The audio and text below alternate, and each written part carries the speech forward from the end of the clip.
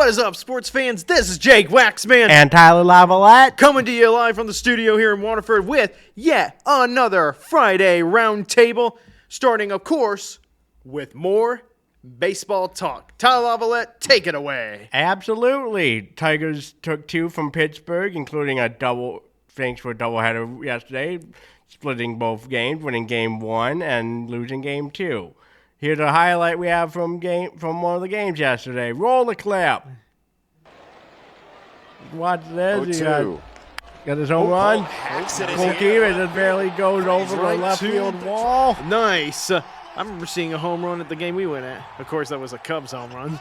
Yep, even goalkeeper 2-1 home run. We went on we had a second game, but we ended up losing that game in extras due to a rain delay. But even still, it was a fun time. It was still great. Tigers still have the best record in the majors overall. And I have to give credit where credit's due to the folks at FanDuel Sports Network because they had fun during those rain delays by the start of Game 1 and toward what would be the end of Game 2 by having Jay Spinetti and Andy Dirks engage in rain delay conversations as well as taking questions from fans that posted on the FanDuel Sports Network Detroit Twitter account. Awesome stuff.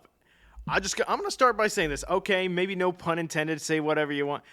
It's been raining a lot here in Michigan. There's no doubt about that. But the rain is not raining on the Tigers parade. They just continue to do what they've been doing all season. They're keeping pace. They're staying focused. And heading into July, or the heart of the MLB regular season, Tigers, man, they're still looking strong.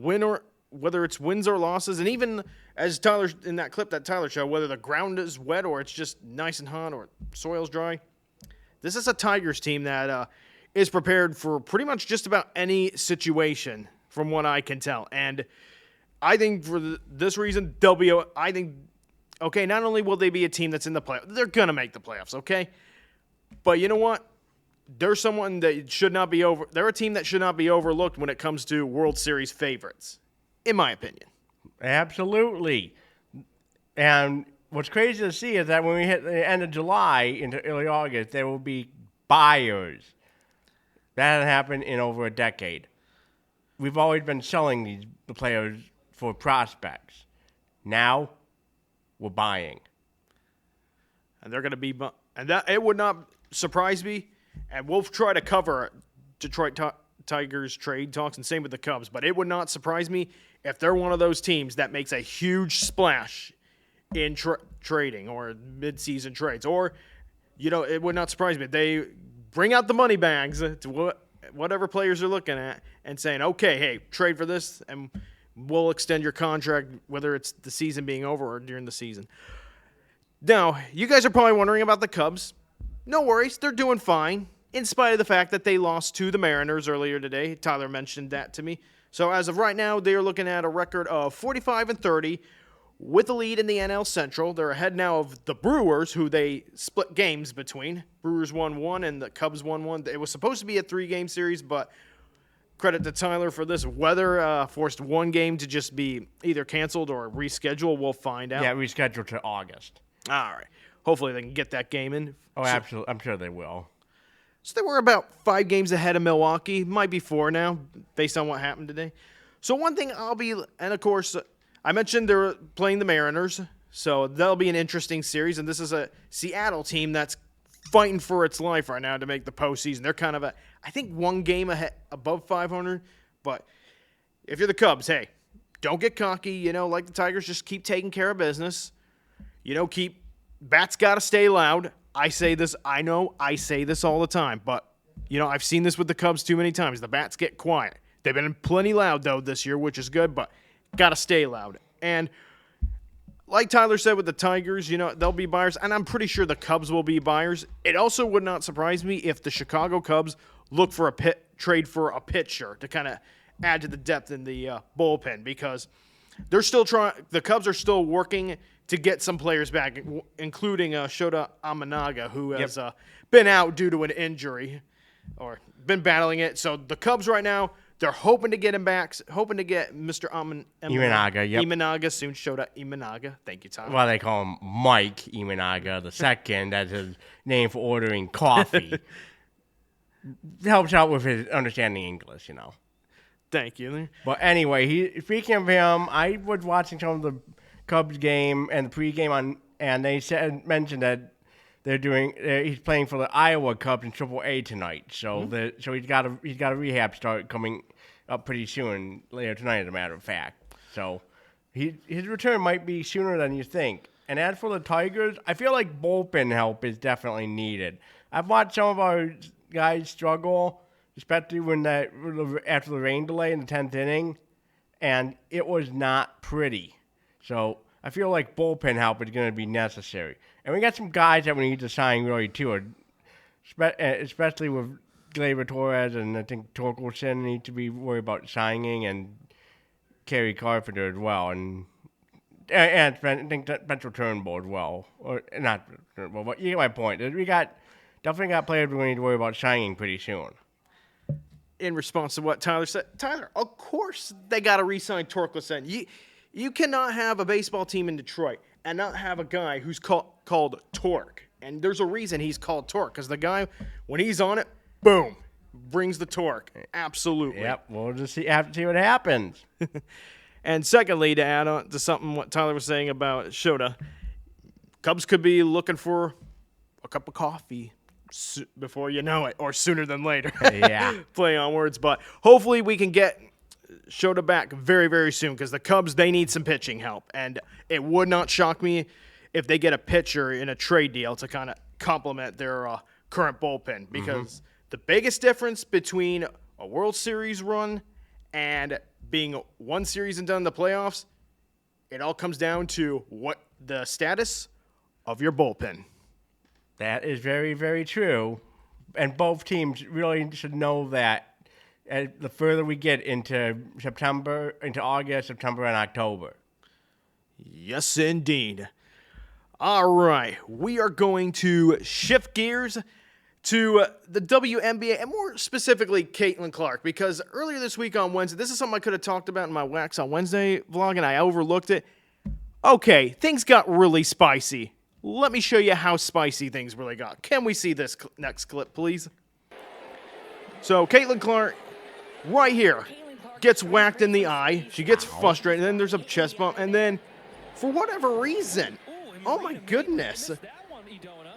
So that, for those of you who don't know, that is Marina Mabry of the other team, who the Indiana Fever are playing. Excuse me for spotting. Yep. She just, out of the blue, decided to just, okay, I get coming to your teammates' defense and honor, but there was no reason for Mabry to just go out and out of her way to just push Caitlin Clark to the ground like that.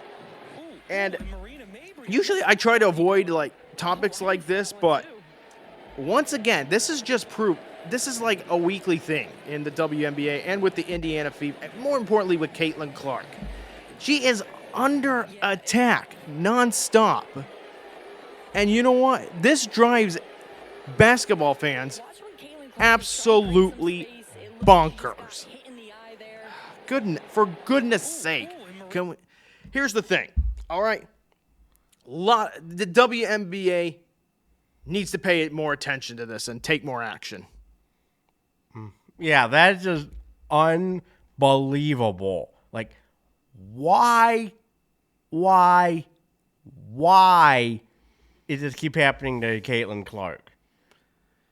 I don't have any answers, really.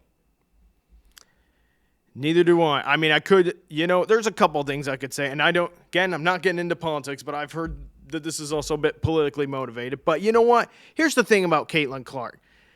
I've watched so many athletes in the years that I've really watched sports.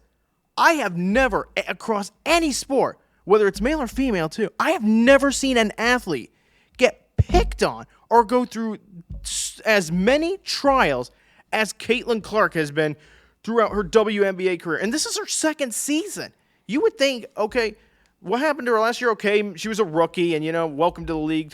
No, she's a sophomore now. I mean, and the fact that this is still happening here's the thing. The WNBA, they need to get this kind of stuff under control. And you know what? The referees of the WNBA need to do better. They got a lot of work to do. This cannot keep happening because when your superstars, especially the biggest star who's bringing in all the ratings, all the eyes to the television, Caitlin Clark, she brings all the eyes to the WNBA, all the viewers. And it's through her hard work and her commitment to excellence. No politics, none of that bull crap.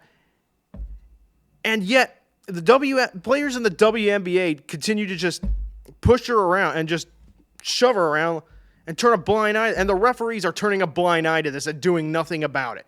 Going forward, WNBA, do better. WNBA refs, you need to do better because it doesn't matter whether it's a superstar or another player. This kind of treatment of any athlete is unacceptable. Uncalled for indeed. And yeah, I just don't care. I don't flash at what's happening. It's just not a good look for any of the players. None. Absolutely. I don't blame you for being frustrated. And you know what? Here's the thing. Like I said before, she brings all the attention to the WNBA. This is to the WNBA. This is what you've always wanted. You want people to watch your product. You want people to watch women's basketball. You finally have a superstar that's, through her hard work and her excellent basketball play, she's bringing the viewership you've craved so much. And you keep letting others push her around. And you don't discipline your referees for not calling fouls. And I mentioned Marina Mabrey, who pushed her around, who pushed her at the end of the game. That's a flagrant 2 foul, by the way. Flagrant 2, meaning ejection. You're out of the game.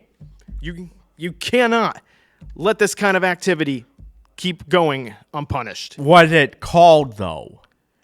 No, here's what I can tell you, Tyler. Caitlin Clark got a flagrant 1 for her little shove on the other player, but the player who shoved her, I think she only got maybe a technical from what I understand. She did not get ejected.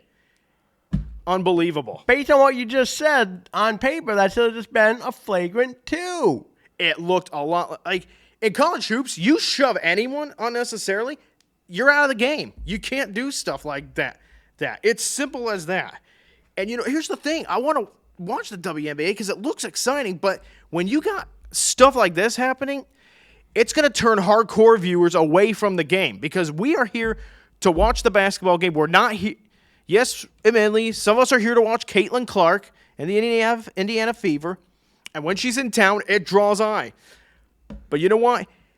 This can't, like I said, we are not here to watch a crap show that's all about the referees or all about the players who like to push around. We're here to watch good quality basketball. We're not here to watch ladies start a cat fight or put up the dukes, however you want to say it. And I will also say this.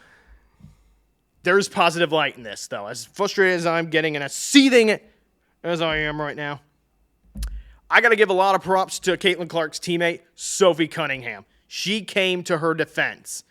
Caitlin Clark has her team's back. She's got the Fever's back, and the Fever have her back. And Marina Mabrey, who shoved Caitlin Clark, she got a bit of a taste of her own medicine in that same game. Sophie Cunningham there's another video, I didn't post it, but Sophie Cunningham just threw her to the ground, and we all know why she did that. It was to defend Caitlin Clark's honor. And obviously, Marina just lost her cool afterwards, and another fight broke out. But you know what? Stuff like this wouldn't happen if the WNBA refs would get control of the game. Get a grip. Jeez. Seriously. And the good news is, to end this subject on a positive light, Caitlin Clark, many other athletes who get pushed around like that. I've never seen Michael Jordan get pushed around like this, even in his time in the NBA. Same with the great one, Wayne Gretzky, to name a few athletes. But you know what? For how hard she is getting pushed around, Caitlin Clark is handling this extraordinarily well. Most athletes would have just been like, screw it, I'm out of here. I can't take this. Nope. She just keeps getting back up. And you know what? She just keeps on playing. And she doesn't worry about what happens because she's more worried about trying to win these games. Now, it's understandable the way she reacted to being pushed around. That's understandable because she's been pushed around way too many times for any other athlete.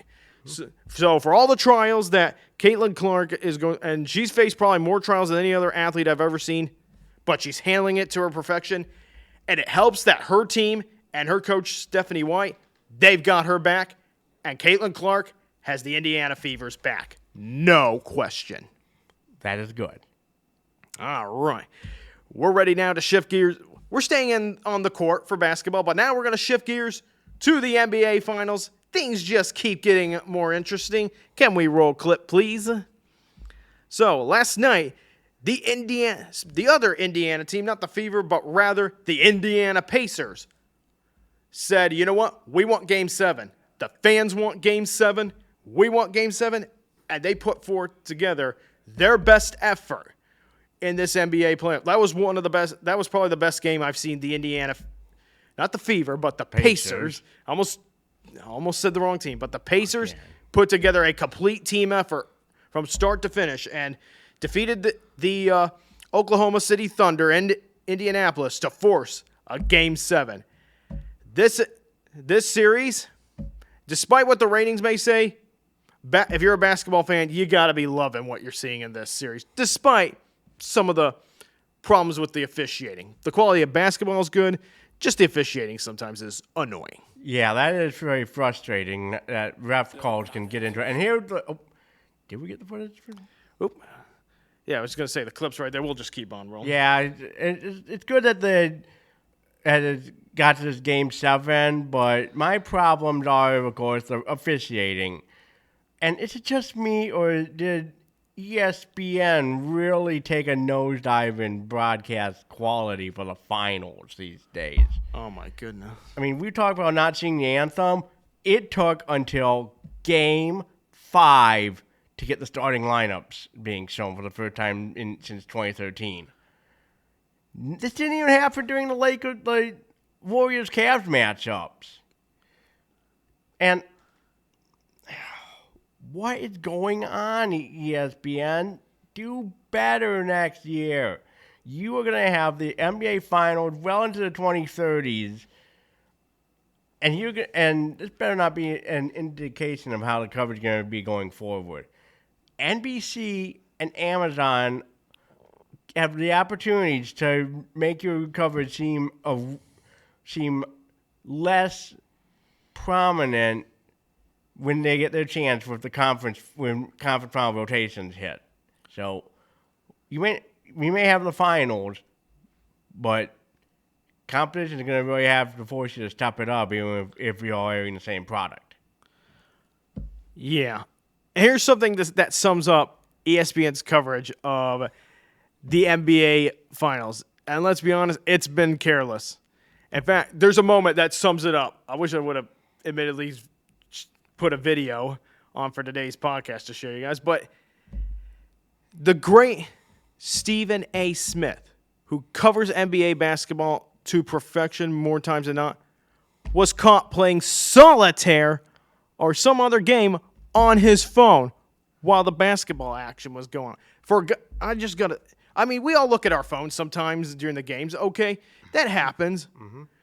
But at least the fact that he got caught playing solitaire or whatever game it was, and someone got a picture of him actually playing the game of solitaire on his phone. Oh boy, that to me sums up ESPN's coverage of the NBA Finals in a nutshell. We're watching the basketball while ESPN is like Stephen A. Smith on their phone watching or actually playing a different game. Like, it's okay if you wanted to be looking at, like, if he was looking up stats or something else to kind of help him with his broadcast points later on, that's understandable. But playing a game while whether it was during if it was during halftime, okay. But if it's during the game, Stephen A. Smith, what are you doing, man? Yeah, and people say you shouldn't be on your phones when you're on a date. That's kind of a bit of a red flag in its own right. Come on, ESPN. You got your own red flag, in a way. Yeah, red flags indeed. All right. So I mean, if you're trying to take photos if you're a sportsman like me, you use your phone to take as many photos during the game as possible, fair game. If you're trying to look up stats to answer someone's question, fair game. But if you're playing a different game while during an NBA game or any other sporting event, okay, seriously, what are you doing? Seriously. But so we'll move on to something a little more positive within the finals. The Indiana Pacers, not only they put forth their best game, Tyrese Halliburton, he was fantastic with 16 points. And I just got to say, Pascal Siakam, he came to play. And in the video clip that we had for this NBA Finals, that he had a mean, and I mean mean dunk. It was bam. Here we go. Here we go. So this is a layup to start things off. All right. So then there's going to be a turnover right here. Now watch this, sports fans. For those who have not seen this, here is Pascal Siakam. Bam!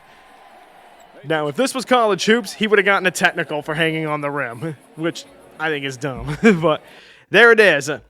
So that sums up the Pacers' night. They were on it. And the Thunder, they'll have their chance to respond in Game 7, and it's on their home court. So here's the thing. History's against the Pacers. So the Thunder, they are pretty much undefeated in this postseason following a loss. So now it's up to the Indiana Pacers to find a way to win a tricky Game 7 on the road. Can they do what they did in Game 1 and maybe steal a Game 7 on the road? If they're going to do something like that, the depth and the pace that they play at will be key. Super, super important. And hey, and it's going to be nice to finally be done with the thing. All the pacing for the games is ridiculous. I'd say for you, Stanley Cup final, although I can understand some of the travel between countries and time zones for that one. But still, at least, like I said, at least the World Series gets it right. 2 games at one stadium, travel day. 3 games at the other stadium, travel day. 2 games back home, assuming Game 5, 6, and 7 are needed. Yeah, I overlooked that admittedly. The pacing of this NBA Finals. That's one of the reasons that the ratings for this NBA Finals is so low. It's this pacing. I wonder if ESPN had something to do with that or the scheduling of I don't know. Regardless, look, we got to make sure, I understand traveling, but Indianapolis and Oklahoma City, they're not that far apart. Like, you could do one game, like, say, on a Thursday and then the next game on a Saturday. You could make that work within the pace of time. It's not that big of a trip. But instead, we got, like, 2 or 3 instances between games where it's 2 days instead of 1 day. And in this NBA Finals, that's going to hurt a lot. That's going to hurt your ratings. Like, for the Stanley Cup Finals, as Tyler mentioned, I could understand the pacing because you're going between Edmonton, which is in Alberta, Canada, and then Florida, which is you're going further down south. Yeah, you're going to near Miami. Gotta be jamming in Miami. Yeah, but hey, at least the Panthers fans got credit. They could see the Stanley Cup. And by the way, congrats to them for going back to back. No Stanley Cup hangover to talk about. Yeah, Stanley Cup hangover? What's that for the Panthers? Clearly nothing. I mean, what pressure? What pressure? Panthers, you know what? This series was theirs to lose from the very start. Even despite the 2 games they lost to Edmonton, clearly the better team. A lot of depth on it, and that's what it takes to win a Stanley Cup. Great depth and great chemistry. The Panthers had all that for the 2nd straight year. They deserve their repeat. And Brad Marchand, the Rat. You know what? It's fitting that the player we call the Rat wins his 2nd Stanley Cup in the city and with the team where throwing rats on the ice was made famous in hockey. How appropriate. One of life's great ironies. So, Florida Panthers, congrats to you and your fans on your back-to-back Stanley Cups. And also, speaking of hockey, I also want to give a huge shout-out and congratulations to one of my favorite hockey players, one Jonathan Toews by name. It was announced earlier today by the Winnipeg Jets that he's coming home to Winnipeg, and he's going to play for them, I think, on a 1-year deal, if I'm correct. So, really, really happy to see him back in the NHL. really, really happy about that because he's been battling for kind of like Marian Hossa. He had been battling a serious illness. Now, I don't remember exactly what illness he had been battling, but it had taken him out of hockey for 2 to 3 years. And now he's gone all across the globe. He's gotten treatments. He's recovering, and he's recovered very, very well. And it's nice to see that he's given the NHL another shot. Mm-hmm. It'll take some time for him to readjust, being that he's been out of the game for at least 2 seasons from what I can recall. But so happy for my guy, Jonathan Toews. I mean, I wish it was back with the Blackhawks, but it's okay. You know what? I like the Winnipeg Jets too, and they're his home team, so it's a fitting reunion. If that's the way to end his career, it's a good one. Welcome home. Like Tyler said, a fitting way for a great hockey player who's definitely going to be in the Hall. Toews is going to be in the Hall of Fame based on his awards and those 3 Stanley Cups, of course. He's going to Toronto. He was no question down. going into, but for his final act in hockey, there's no question he's going to finish his hockey career in Winnipeg, his hometown, home team. Jonathan Toews, I wish you all the best in Winnipeg, and may you spread your wings. Absolutely. All right, sports fans, it's now time. It's for that wonderful thing. This week in Golden Moments in Sports. First of all, I want to congratulate JJ Spawn on winning the U.S. Open. You know, it's awesome when you can win at any level in sports. But when you win big and you get to share it with members of your family, it's pretty darn wholesome. Mm-hmm. Here's a clip of JJ Spawn and his daughters celebrating their dad's triumph in one of the biggest golf events in U.S. history and in golf history, the U.S. Open.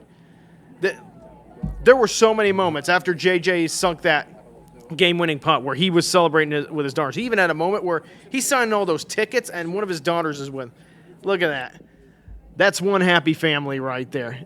And sometimes this is moments in sports where we're reminded that, hey, winning is not the only thing. Like, yes, you can win, but having a moment like this to share with your family, whether it's... And the wife's involved with it, too. In the background, you can see. That's a family right there. Look Keep at dresses on the girl, too, I might say. Look at that. That trophy looks great, and the girls look like they are having a really good time. But that is one proud girl dad. Yes, indeed. I'm happy for JJ Spawn, all right? I'm happy for him. Underdog story. You know, he's not one of those golfers that we talk a lot about, but you know what? He found a way to surge to the front in the U.S. Open and won on one of the most amazing final putts I have ever seen. But you know what? Seeing this moment where he's celebrating with his daughters and having this great moment to share with his family touches my heart. It just the feels in my heart right now. I love moments like these. Are wholesome moments that we don't get to see a lot in sports, and when you get to see something like that on camera, it's beautiful. And before we go, speaking of families, I just want to congratulate Denny Hamlin. He didn't race in Mexico City last weekend for a very good reason, in the fact that he is now his fiance Jordan are parents to a baby boy. We have not seen photos or the name of the newborn son as of this time, and it's understandable. But hey, he will be back in the 11 car for Pocono this weekend. Awesome. All right, to Denny Hamlin and his family, congratulations. Anytime you got to add a new member of the family, it's always a beautiful thing. And it kind of speaks to the golden moments like these. They're not just golden; they're wholesome. You know, when you add new members of the family, and then just current members of the family, you share these great moments with. You know what? It reminds us, hey, there's a lot more to life than sports, and a lot more to life than the things we think about a lot. That is very true. And now, with all that being said, we're gonna sign off for this week. Special thanks to my man, Tyler Lavalette, who works very hard. Special thanks to Josh, Jim, Whitney, everybody in the studio here at Waterford. We greatly appreciate your work, and without you folks, none of this right here would be possible. Just want to say I'm grateful for everything you folks do. Yeah, absolutely. We really appreciate it. And I just don't want to repeat all of what Jake just said because it's just basically states the obvious. Right. But seriously, these folks are wonderful. And we always, always, always find the time to thank them for what they've done to help us out. Absolutely. Like as I said, without them, none of this would be possible. And don't forget to follow us on Facebook at Two Guys Talk Sports and YouTube Two Guys Talk Sports and other things for more of these great videos and other videos that we may post in the coming days. And with that being said, me and Tyler are going to sign off from the studio here in Waterford. This is Jake Waxman And Tyler Lavalette. wishing you all a good weekend. Take care, everyone.